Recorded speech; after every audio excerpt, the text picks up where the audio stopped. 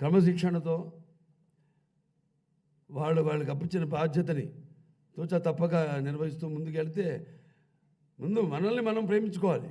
దాని తర్వాత మిగతా ఎవరినన్నా అందరూ అంటారు నన్ను ఎవరు మీరు ముందంటే ఎవరినంటే భక్తి దేవుడు సరే తొడత అంటారు, మా అమ్మ నా తల్లిదండ్రులు అంటాను, తొడత అంటారు, నేను అంటారు, నన్ను నేను ప్రేమించుకుంటాను. ముందు నేను ఏ అడుగేసినా దాన్ని నేను ఆస్వాదించి ఆ పని చేస్తాను, ప్యాషన్. ఇప్పుడు ఇవాళ మొన్నే జార్జియాకి వెళ్ళొచ్చాం, అక్కడ షూటింగ్కి. అక్కడ -4 టెంపరేచరు. మరి నాకు ఇచ్చింది ఆ పైన ఒక చిన్న ఇది కింద పంచె, పైనేమో స్లీవ్లెస్ ఇవి ఇచ్చారు. అని నిలబడి ఉన్నాను, గాలి కొడుతుంది ఓ అని. అందరూ జాకెట్లు వేసుకున్నాడు, అక్కడ జార్జియన్స్ కానీ మనవాళ్ళు కానీ అందరూ ఉడుకుతున్నారు. ఏంటంటే పిచ్చోళ్ళు ఏంటి బండ, నేను నిలబడి ఉన్నాడు అలా అంటున్నాడు ఆయన. అలాగే నిలబడి ఉన్నారు, రండి అంటున్నారు.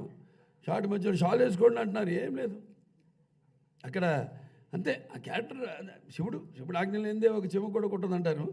అలా ఒక ఇచ్చిన బాధ్యత అన్న నేను అది నా పూర్వజన్మ సుకృతంగా భావిస్తాను నేను. ఎందుకంటే మరి నాకు జన్మనిచ్చిన మా నాన్నగారి ఒక ప్రతిరూపాన్ని మీలో చూసుకుంటూ, నాలో మీరు చూసుకుంటూ, మరి